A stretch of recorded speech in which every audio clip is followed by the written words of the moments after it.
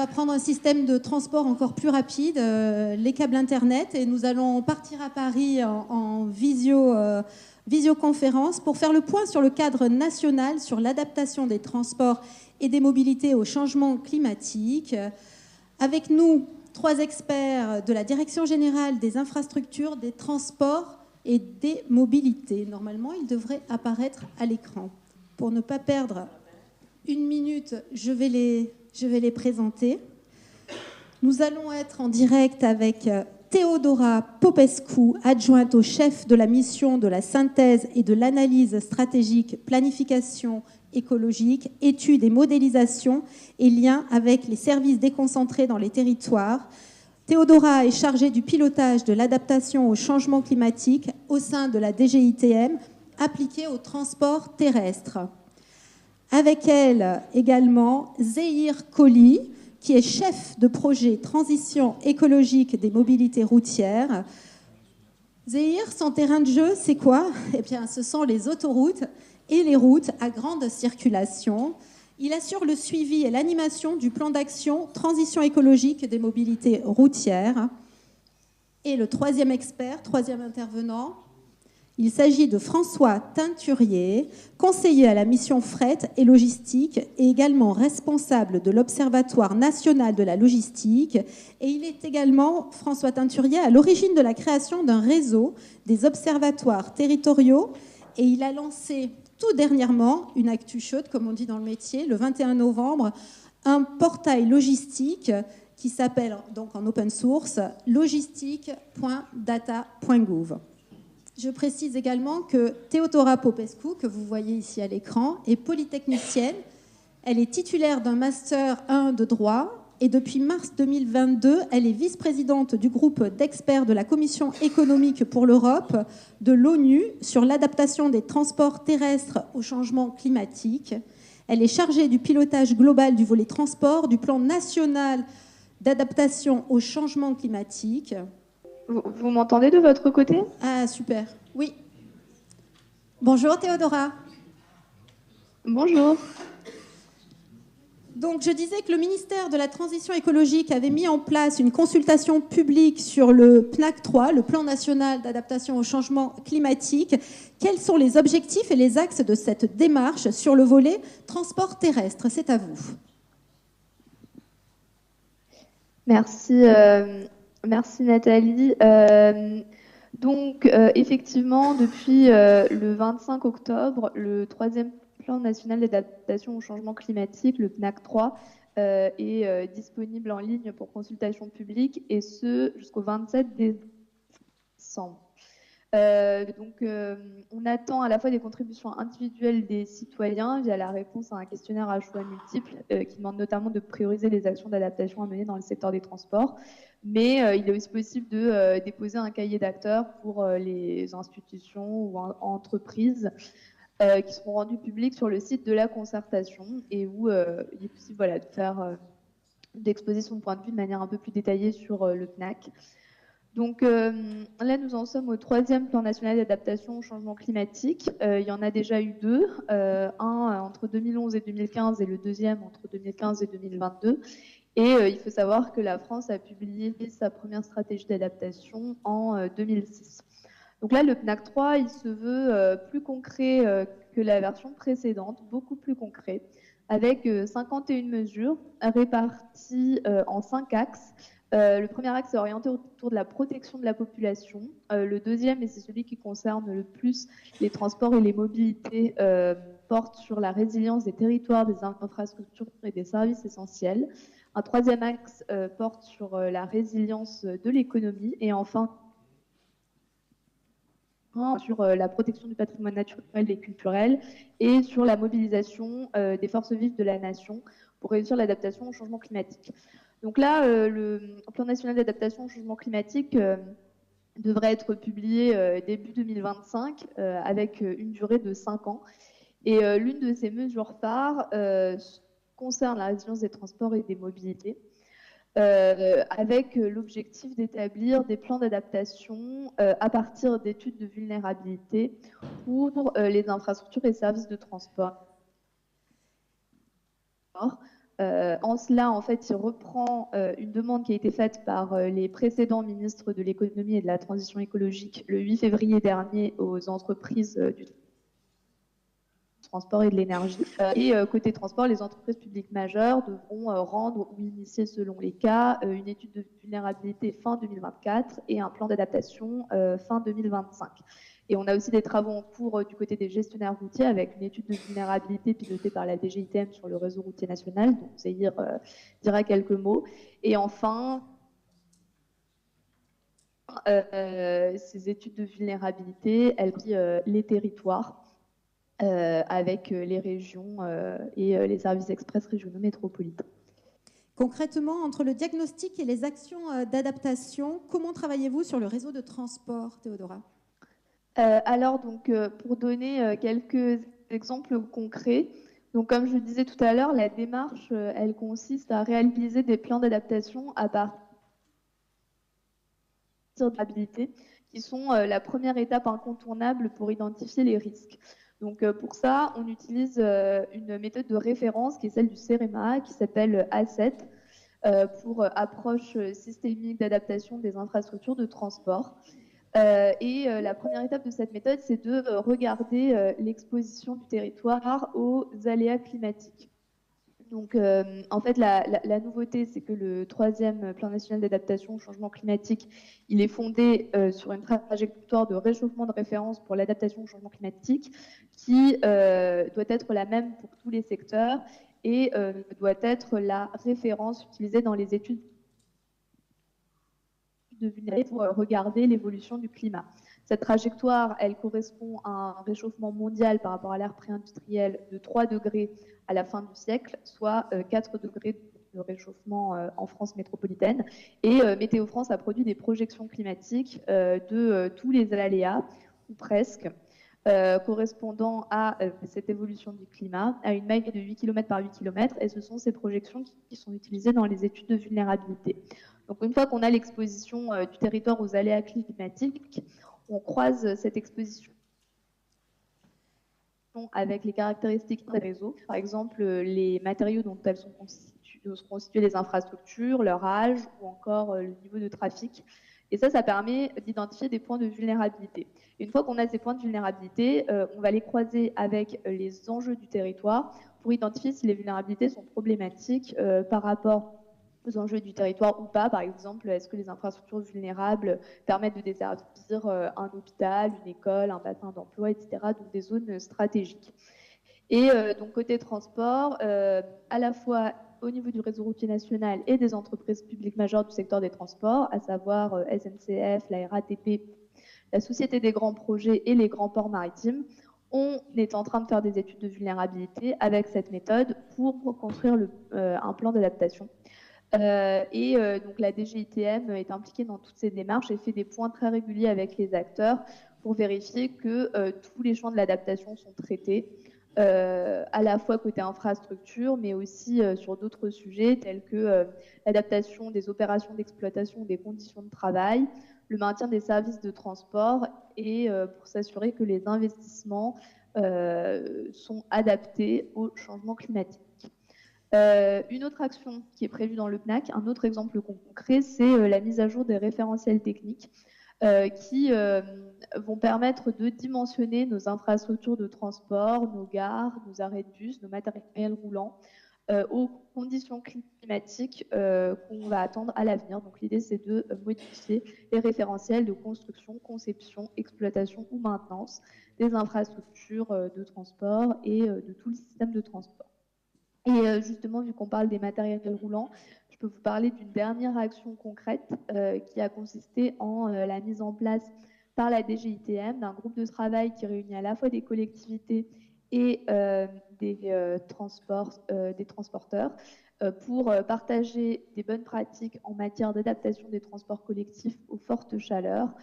L'objectif étant de publier un guide en 2025 avec des recommandations à destination des autorités organisatrices de la mobilité pour les outiller dans l'adaptation de leur futur matériel roulant, gares, et également pour les aider à communiquer auprès des usagers sur l'adaptation en période de forte chaleur. Merci. Donc voilà quelques exemples concrets que je pouvais donner. Merci pour ces explications très détaillées. Je me tourne vers Zéhir Colli. Bonjour Zéhir, vous m'entendez? Bonjour.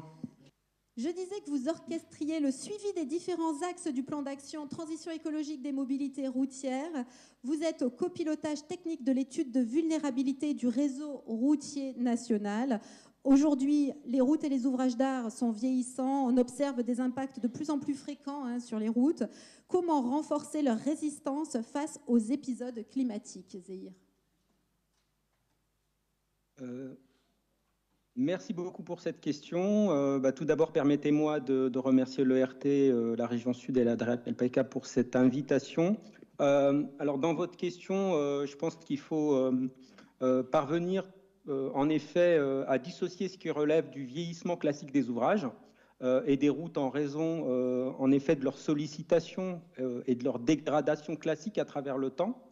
Je dirais que ce vieillissement, il est inhérent à l'activité et au temps, et si je puis dire, et il est traité à l'aide de méthodes de surveillance élaborées, des visites terrain, des appareils à grand rendement, et par des actions continues de régénération ou des réparations plus ponctuelles prises en charge par les gestionnaires côté État, donc les directions interdépartementales des routes, pour ce qui est du réseau routier national, ou des sociétés concessionnaires d'autoroutes, pour accéder, voilà. Donc, en particulier, notamment, si je peux prendre l'exemple bien connu de l'effondrement du pont de Gênes, le pont Morandi en 2018, et son lourd bilan de 40 morts, qui est aujourd'hui encore dans tous les esprits. On peut dire que voilà, c'est un événement qui n'est pas lié au changement climatique. Et pourtant, c'était une catastrophe tout à fait majeure d'ampleur nationale, voire internationale. La France s'est notamment dotée récemment, pour rattraper le retard dans la régénération des ouvrages d'art, d'un programme national pont confié au CEREMA en 2023 et initié par le plan de relance en décembre 2020. Voilà, donc ça, c'est la partie, on va dire, ce dont nous parlons et ce qui est l'objet du colloque, c'est d'aller au-delà, c'est de travailler à la connaissance des impacts du changement climatique. Et donc, qu'on se le dise maintenant, en fait, aujourd'hui, personne ne peut dire qu'il est adapté à ce qui peut arriver à l'avenir.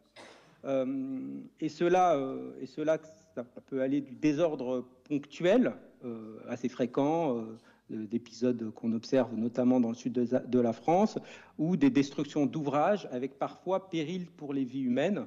Les exemples ne manquent pas, et on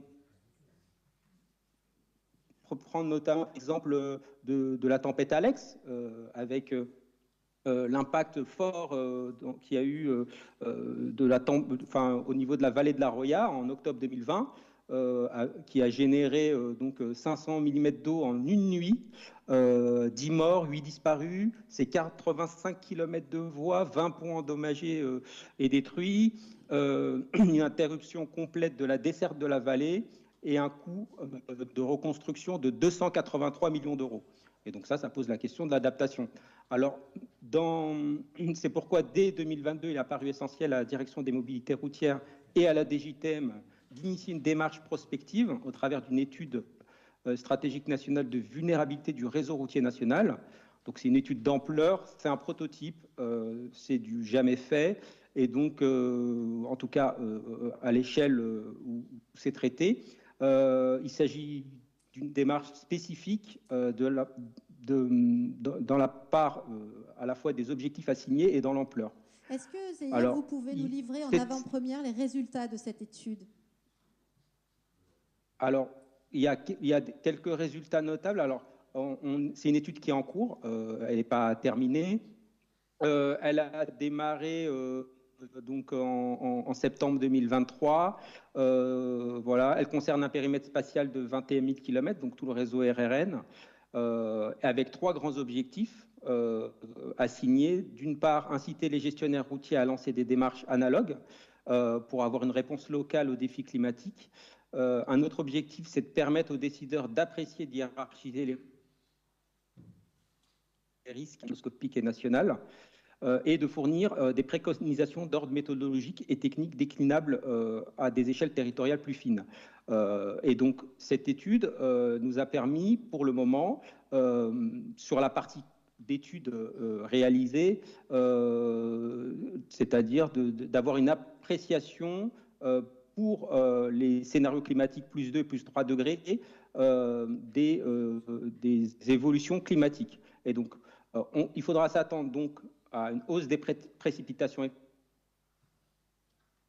extrême, multiplication des événements extrêmes, notamment coulées de boue, glissements de terrain plus fréquents, augmentation des débits de crues en fréquence et en intensité, des inondations par débordement de cours d'eau qui sont plus fréquentes, une hausse des températures extrêmes et moyennes avec des impacts plus généralisés à l'échelle nationale, une augmentation inhérente des risques de feux de forêt, et des retraits gonflements des argiles. Ça veut dire que au niveau du réseau routier national, il va falloir qu'on essaye de travailler à améliorer la résilience, soit par un durcissement des réseaux, ou soit par un rehaussement des niveaux de protection, notamment des ouvrages hydrauliques, qui sont un petit peu le point faible et qui sont dimensionnés pour des crues centenales aujourd'hui, qui seront totalement dépassées à l'avenir. Et comment cette étude va-t-elle nous permettre d'avancer sur la mise en place de mesures d'adaptation, Zéhir?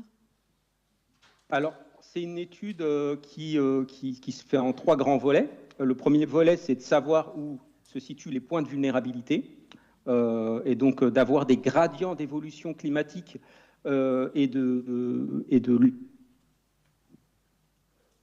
superposés à des localisations d'ouvrages ou de composants d'ouvrages. Donc ça, c'est de pouvoir apprécier, de donner une appréciation de cette vulnérabilité à des aléas climatiques sur les scénarios plus 2, plus 3 degrés et un scénario extrême, donc un stress test complet du réseau. Il s'agit également d'évaluer le coût de l'inaction, donc de savoir ce que va nous coûter le changement climatique si on ne fait rien. Neutralise, on va dire, tout ce dont j'ai parlé tout à l'heure, les effets de régénération. Donc, sans tenir compte des effets de régénération, quel est l'effet du changement climatique pur? Et donc ça, c'est vraiment un peu l'innovation dans cette étude. Et on essaiera d'identifier des pistes d'adaptation pour réaliser notre propre plan d'adaptation. Et on souhaiterait que ce plan d'adaptation soit partagé à la fois pour les gestionnaires, sur le périmètre qui les concerne, mais également donc avec des mesures concrètes, opérationnelles, une boîte à outils, et qui soit partagé également à une échelle plus large envers les collectivités. Merci beaucoup, Zéhir. Je me tourne vers un visage connu, en tout cas probablement pour vous dans l'assistance. François Teinturier, bonjour. Bonjour à tous et à toutes. Alors, François, vous étiez directeur de la stratégie du réseau à SNCF Réseau pendant une dizaine d'années. Vous m'entendez bien? Je vous entends, on vous entend parfaitement bien et on vous voit. Vous nous entendez? Très bien. Ok. Très bien, très bien. Donc, je disais que vous travaillez aussi plus spécifiquement désormais sur la résilience des chaînes logistiques dans le cadre du PNAC 3. Est-ce que vous pouvez nous en dire plus sur vos travaux? Effectivement, donc merci de donner l'opportunité de parler de ce sujet qui était assez nouveau finalement pour nous en tout cas, puisque dans le cadre du PNAC, comme vous l'avez indiqué, donc une action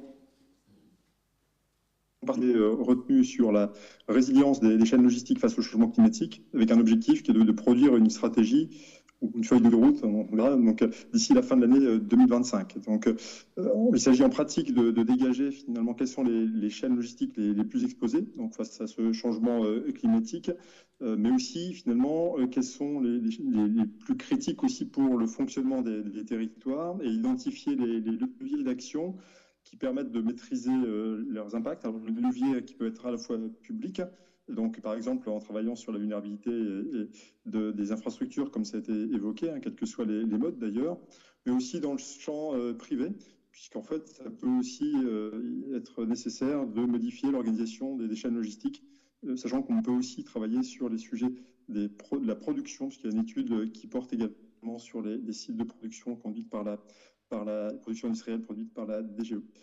Alors, pour répondre en fait à cette demande, nous appuyons sur une méthode qui s'organise en 2 temps et que l'on est en train de tester sur une première filière pilote, qui est la filière des céréales, et qui a vocation à nous servir de base pour une généralisation à l'ensemble des filières dans le courant de l'année prochaine. Alors, la première étape, elle porte sur l'analyse de la situation actuelle, enfin de la compréhension en fait d'où on se situe en termes de résilience des chaînes logistiques actuelles. Alors pour ça, on s'appuie sur d'abord la caractérisation de ces chaînes logistiques, la compréhension des flux, des infrastructures qui sont utilisées pour assurer en fait ces flux, et surtout l'analyse des principaux aléas ou perturbations qu'on a rencontrées au cours des dernières années, qui nous aident à comprendre comment le système fonctionne et quels sont les leviers qui sont mis en place aujourd'hui pour répondre, et aussi qui permettent de caractériser le niveau de criticité en fait de ces chaînes logistiques pour les filières. La deuxième partie consiste à se projeter donc sur le long terme avec 2 éléments. C'est-à-dire qu'on va regarder comment évoluent les perturbations grâce aux travaux qui ont été présentés précédemment sur la traque d'évolution de ces aléas. Mais aussi, ce qu'il faut prendre en compte, c'est l'évolution des flux. C'est-à-dire qu'on ne va pas, en 2050, 2040, aujourd'hui. Et donc, l'objectif, c'est de s'appuyer sur la compréhension de ces flux futurs, et on s'appuie pour ça sur une étude de la demande de transport à long terme qu'on vient de terminer, et qui commence aussi à avoir une vision plus territorialisée qu'on pourra présenter dans un autre cadre. L'idée, à partir de ça, c'est de disposer d'une vision de la criticité future en fait, de ces chaînes logistiques, et de pouvoir orienter les actions, comme je l'indiquais, que ce soit sur le périmètre des acteurs publics ou aussi des acteurs privés. Alors, quels premiers enseignements on peut tirer de l'étude sur les céréales qu'on est en train de terminer pour leur première partie en tout cas?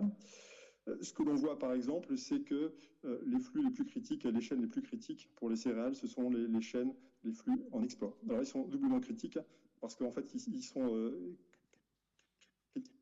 d'un point de vue concurrentiel, puisqu'en fait quelques centimes d'euros d'écart fait qu'en fait on peut sortir des marchés export.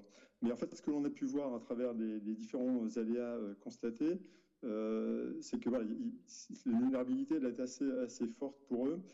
Par exemple, vous avez actuellement la perturbation liée à la vallée d'Aspe, donc qui conduit pour tous les flux vers l'Espagne à faire des détournements, donc qui renchérit les coûts d'environ 5 euros la tonne. Vous avez le problème bien connu de la Maurienne. Il n'y a pas forcément beaucoup de flux céréaliers, mais il y en a, donc ça perturbe l'approvisionnement en fait, d'usines en Italie. Mais ce que l'on voit aussi, c'est beaucoup de sujets sur le fluvial.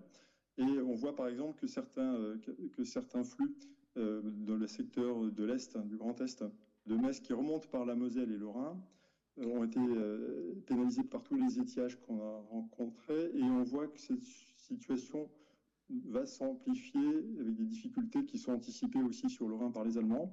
Ça illustre aussi la dimension internationale de nos sujets, et qu'on voit bien que ces chaînes-là ne seront certainement pas durables et qu'il faut commencer à réfléchir à des alternatives, donc ferroviaires par exemple. Donc voilà, l'objectif à partir de ce matériau-là, c'est début de l'année prochaine de pouvoir le partager avec d'autres filières, de la chimie ou l'aluminium, avec lesquelles on a commencé les contacts pour généraliser en fait en 2025 pour avoir une vision peu d'ensemble.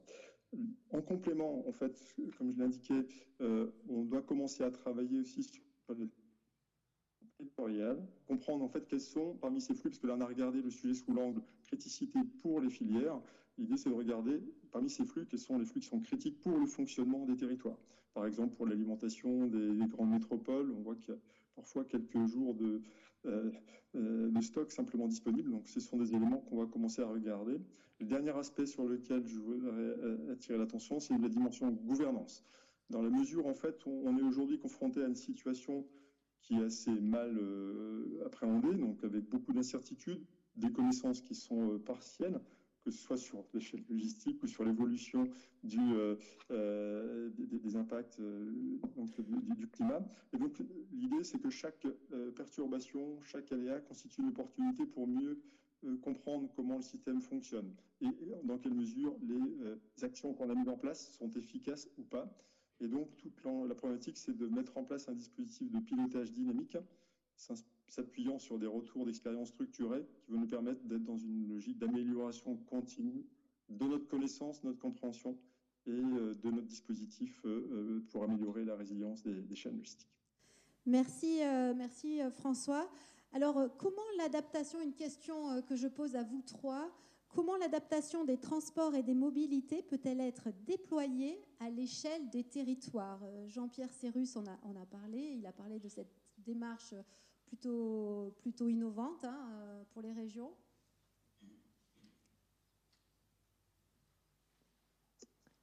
Alors, je peux peut-être commencer. Vous m'entendez? Très bien, Théodora, nous vous entendons. C'est un petit peu coupé, oui, mais... Bon. Parfait.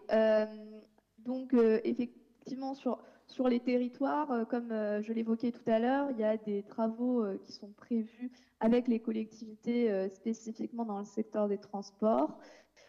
On a au niveau régional l'étude pilote de la région Sud sur la résilience du système de transport qui est cofinancée par l'État. Et notre objectif est qu'à partir du retour d'expérience sur cette étude pilote, on voit comment on pourrait déployer le même type de démarche dans d'autres territoires. Ça a déjà un petit peu commencé avec la région Île-de-France qui a lancé une étude sur le périmètre des infrastructures ferroviaires avec un modèle de gouvernance similaire à celui proposé par la région Sud. Donc ça, c'est un premier travail de vraiment déploiement de démarches territoriales, la valeur ajoutée étant que la vision territoriale permet d'avoir une approche multimodale du système de transport qui prend vraiment bien en compte les enjeux du territoire et ne se limite pas aux enjeux spécifiques de chacun des gestionnaires d'infrastructures, par exemple. Un autre exemple, c'est les travaux qu'on va mener au niveau des services express régionaux métropolitains, puisque l'État a demandé à tous les futurs projets de CERM de réaliser une étude de vulnérabilité. Et donc, on est en train de travailler avec le CEREMA pour outiller les porteurs de projets CERM dans la réalisation de ces études avec un guide pour les réaliser. Donc, voilà deux exemples où l'approche territoriale nous semble vraiment très importante pour son aspect multimodal dans les transports. Merci infiniment. Zéhir, François, vous voulez ajouter quelque chose en 30 secondes? J'ai l'impression qu'ils sont partis. En quelques secondes, je dirais quand on pense à une déclinaison de stratégie territorialisée, je pense qu'il faut bien prendre en compte la résilience dans son terme le plus extensif, c'est-à-dire à la fois l'aspect prévention, l'aspect comment je m'adapte et comment est préparée donc la gestion de crise au mieux et dans un cycle vertueux, j'ai envie de dire penser à une reconstruction durable qui prenne en compte le risque futur. Et le changement climatique nous pose ce défi-là, le défi d'une résilience, j'ai envie de dire, la plus consolidée possible. Et donc, il est temps de réfléchir avant une catastrophe future. Et il faut mobiliser ce temps-là pour se préparer. La première marche, c'est l'étude de vulnérabilité. Et Théodora en a exposé de parfaits exemples. Et après, c'est comment on prépare une population. Et ça, c'est l'aspect prévention. Comment on prépare une population à des risques majeurs. Ça, c'est vraiment un sujet d'ampleur qui doit être investigué par tous. Merci Zéhir. Le mot de la fin pour vous, François? Donc, trois points rapides. Le premier, comme je l'indiquais, c'est que je pense qu'au niveau des territoires, il est important d'identifier quels sont les flux les plus critiques pour le fonctionnement de ces territoires. On a un retour d'expérience, par exemple, avec les problématiques d'eau potable à Mayotte, où on l'a vu aussi à Barcelone, comment on organise le logistique pour pouvoir garantir le fonctionnement des territoires. Le deuxième, c'est en fait dans le cas, c'est la dimension de gestion de crise. Et ce qu'on a pu constater, c'est que dans les dispositifs de crise, les sujets logistiques, marchandises, n'étaient pas forcément bien appréhendés. Et donc, il y a un enjeu. Comment en fait on met en place un dispositif dans lequel les acteurs de marchandises sont associés. On l'a vécu, on l'a fonctionné dans une crise qu'on a provoqué à travers les JO, mais en fait on a réussi à faire fonctionner en fait le dispositif parce qu'en fait voilà, les acteurs en charge de la logistique étaient associés et on a un séminaire des retours des cellules crises interministérielles lundi qui permettra de densifier ces retours d'expérience. Et le troisième élément, c'est travailler à la bonne échelle. En fait, on a beaucoup de sujets, on le voit, qui sont finalement assez locaux. Et comment faire en sorte que finalement les travaux dans les territoires soient conduits d'une façon un petit peu qui permettent d'avoir des retours d'expérience structurés pour pouvoir capitaliser les expériences d'un territoire sur l'autre et pour gagner en efficacité, je dirais, en réseau, en fait, entre les différents territoires et à différentes échelles. Merci beaucoup François Teinturier, Zéhir Colli, Théodora Popescu. Vous restez avec nous, on peut les applaudir.